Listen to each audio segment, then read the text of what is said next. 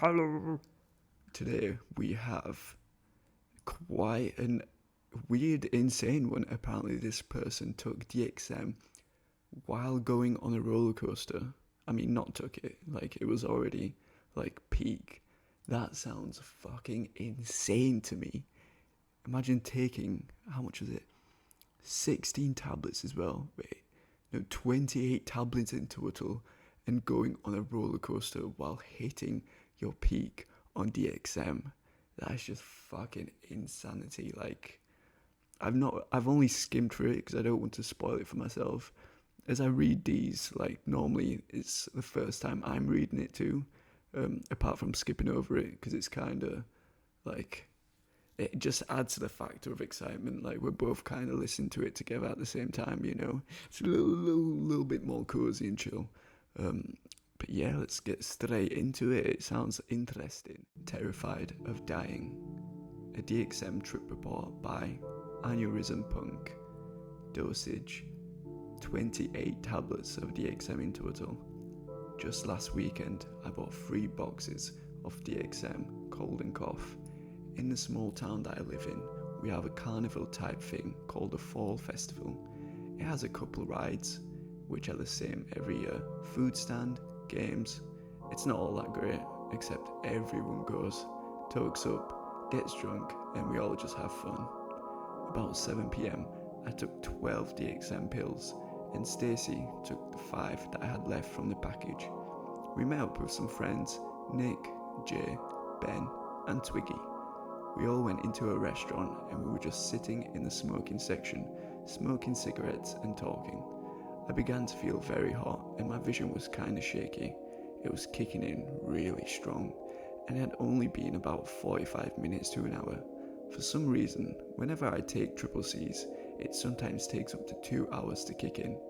I had a really good trip that night, feeling really drunk, stoned, and I just had a great time stumbling around and being stupid. The next day, we went up to the fall festival again, and at about 8 p.m, I downed 16 triple C pills, a whole box, not sure how many milligrams that is, and Stacy took 10. Again, we went to the same restaurant and we were talking with some friends, Emily, Amanda, Curtis, and Megan, and within 15 minutes, I felt like I was going blind. Everything kept fading in and out, sometimes into black, sometimes into white, sometimes into even orange and pink. I started to feel like I was going to puke, and I started sweating like a pig. Stacy later told me I was saying someone was burning my skin. I went outside and sat against the wall until Stacy finished eating. I was tripping hardcore within 30 minutes. I couldn't walk. I had to put my arm around Stacy, and I still pretty much just dragged my feet. My heart was pounding in my chest, and it felt like I was shaking in my whole body. Even my head was throbbing.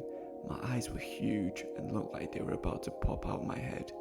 I turned a pale, sickly white colour, and everyone commented on how I looked like shit and looked really sick. I somehow convinced Stacy I wanted to ride the octopus, so we waited in line. When we got on the ride, I knew it was a mistake.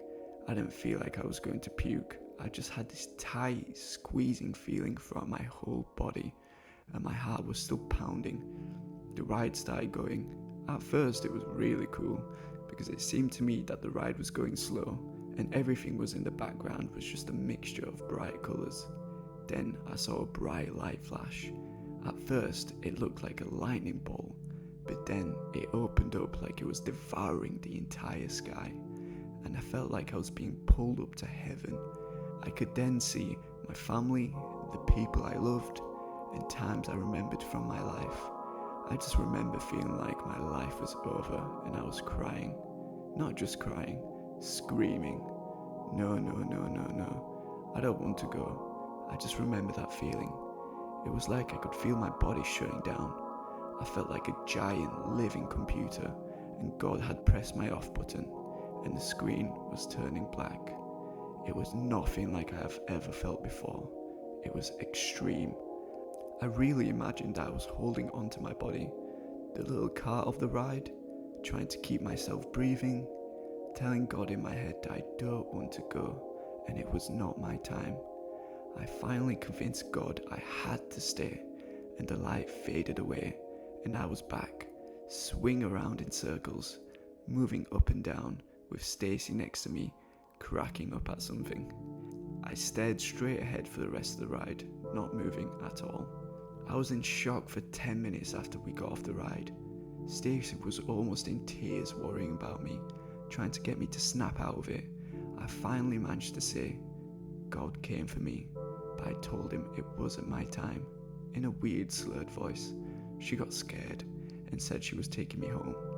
It was around 9 p.m. then, and I convinced her that I was having fun and wanted to stay. She practically carried me up to the water fountain so we could talk to all our pothead friends, because the fountain is where they all hang out. I sat on the steps, not talking at all. My heart was still pounding through my entire body, beating so hard it could make my legs shake. It felt like I was having a seizure.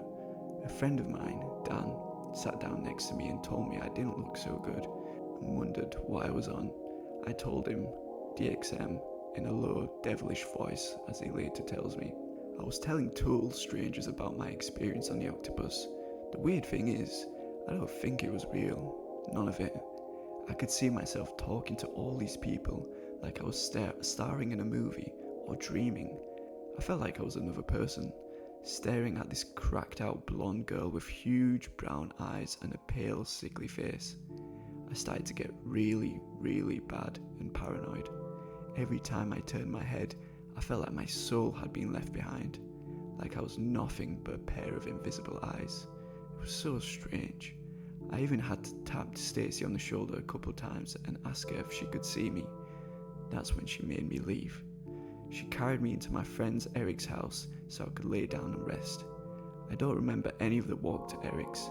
I stumbled inside and fell on his bed. Eric used to work at a hospital, so he checked my pulse and said it was way above normal. He told me I needed to settle down before my heart exploded. I was so terrified of dying.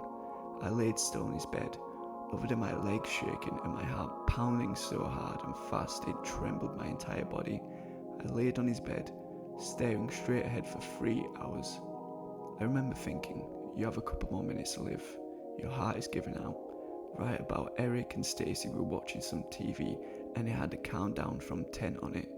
When it got to 1, I held my breath, expecting to see white light again, but I didn't. I knew that I had to hold on, settle down, and be strong. My legs finally stopped shaking after hours and I finally was coming down. My vision was still really blurry, and I was afraid if I ever moved even the tiniest bit, my heart would explode. It was the most terrifying experience of my life. I have the urge to do DXM again, but I never want to trip like that, ever, ever, ever again. Wow, I mean, that is a fucking terrifying one. Like, it's bad enough taking that much DXM at once, especially since it's triple C's, but fuck, imagine going on a roller coaster while peaking on DXM. Holy shizzle. I cannot even imagine. Damn. Literally have no words. Anyway, I hope you guys enjoyed that. If you did enjoy, please consider subscribing and liking for more content. I will be uploading way more consistently. And yeah, see you guys in the next one. Bye-bye.